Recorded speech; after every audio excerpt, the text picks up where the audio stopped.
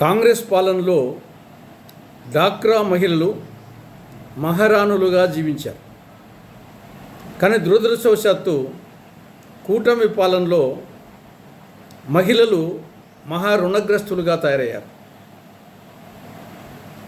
కాంగ్రెస్ పాలనలో డాక్రా సంఘాలకు ఒక్కొక్క డాక్రా సంఘానికి 5 లక్షల రూపాయల వరకు వడ్డీ లేని రుణాలు ఇచ్చేది. బ్యాంకుల నుండి మహిళలు రుణాలు తీసుకునేటి వాళ్ళు రుణము ప్లస్ అసలు ప్లస్ వడ్డీ కట్టేవాళ్ళు. వెంటనే రాష్ట్ర ప్రభుత్వము ఆ వడ్డీ డాక్రా సంఘాలకు చెల్లించేది. అంటే వడ్డీ లేని రుణాలు డాక్రా మహిళలు పొందేవాళ్ళు. అందువల్ల వాళ్ళు వ్యాపారాలు మిగతా కార్యక్రమాలు బాగా చేసుకునేవాళ్ళు. మహిళలు మహారాణులుగా జీవించారు. దానిని వైకాపా ప్రభుత్వం ఒక్కొక్క మహిళా సంఘానికి డాక్రా సంఘానికి 5 లక్షల రూపాయల నుండి 3 లక్షల రూపాయల వరకు తగ్గించింది. ఇది వడ్డీ లేని రుణాల పథకాన్ని. పోనీ అదైనా సక్రమంగా అమలు చేసిందంటే చివరి సంవత్సరం 2023-24లో ఒక్క పైసా కూడా ఇవ్వలేదు. తర్వాత కూటమి మేనిఫెస్టో ఏం చెప్పింది? కూటమి అధికారంలోకి వస్తే డాక్రా సంఘాలకు వడ్డీ లేని రుణాల పథకాన్ని 3 లక్షల రూపాయల నుండి 10 లక్షల రూపాయల వరకు పెంచుతామని చెప్పారు. మహిళలు నమ్మి ఓట్లేశారు. కూటమి అధికారంలోకి వచ్చింది. వచ్చి 22 నెలలు అయింది.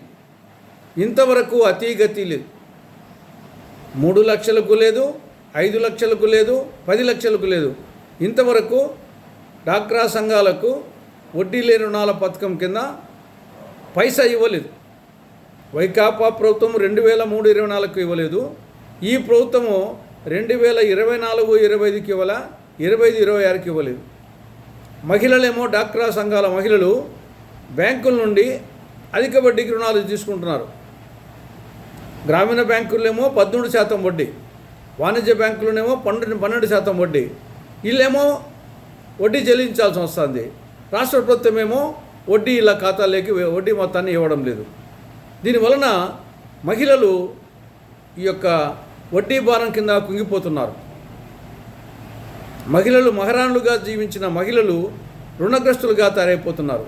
కాబట్టి ఇంకా ఏమాత్రం ఆలస్యం చేయకుండా చంద్రబాబు ప్రభుత్వం 3 సంవత్సరాలకు 2023-24, 24-25, 25-26 ఈ 3 ఆర్థిక సంవత్సరాలకు సంబంధించి డాక్రా మహిళలకు వడ్డీ లేని రుణాల పథకం కింద ఇవ్వాల్సినటువంటి వడ్డీని వెంటనే వాళ్ళ ఖాతాల్లోకి జమ చేయాలని కాంగ్రెస్ పార్టీ డిమాండ్ చేస్తూ ఉంది. ఇక రెండవది బుడ్డ శనిగ.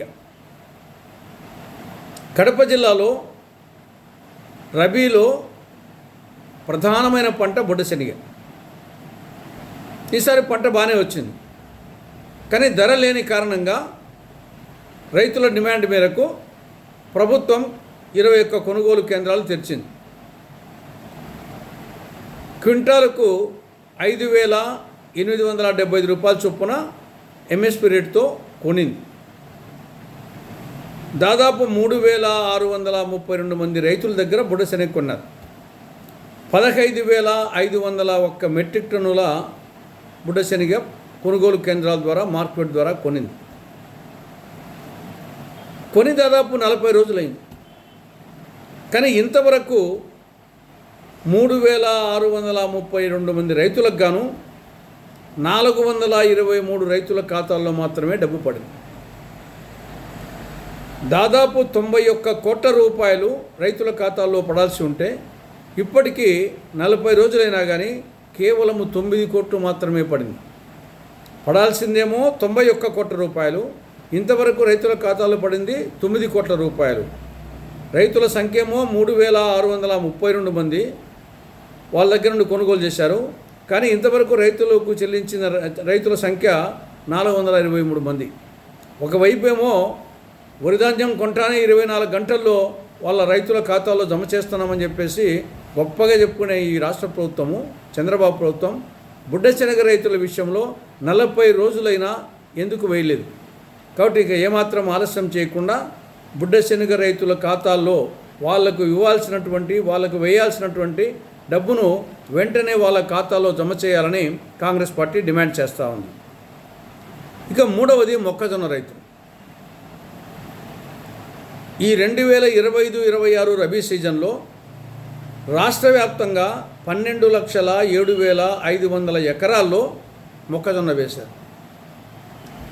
37,61,000 మెట్రిక్ టన్నుల దిగుబడి వచ్చింది. ఒక్కొక్క ఎకరాకు మొక్కజొన్న మీద రైతుకు 40,000 నుండి 50,000 వరకు ఖర్చు అయింది. కేంద్ర ప్రభుత్వం ప్రకటించిన ఎంఎస్పీనేమో కనీస మద్దతు ధర క్వింటాలకు 2,400 రూపాయలు. కానీ ఉపయోగం ఏమి? ప్రభుత్వం కొనుగోలు చేయడం లేదు. వ్యాపారులేమో క్వింటాలకు రైతుల వద్ద నుండి 1,500, 1,700కు అడుగుతున్నారు, లేకుంటే తీసుకోమంటున్నారు.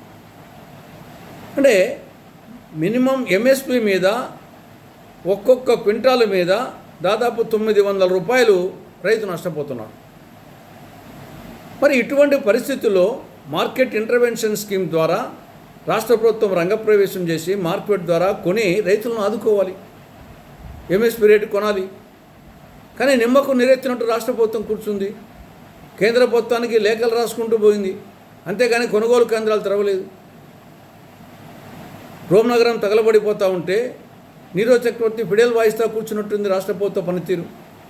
కాబట్టి ఇక ఏమాత్రం ఆలస్యం చేయకుండా రాష్ట్ర వ్యాప్తంగా మొక్కజొన్న కొనుగోలు కేంద్రాలు తెరవాలని, క్వింటాలకు 2,400 రూపాయల చొప్పున కనీస మద్దతు ధరతో ప్రభుత్వమే కొనాలని కాంగ్రెస్ పార్టీ డిమాండ్ చేస్తూ ఉంది.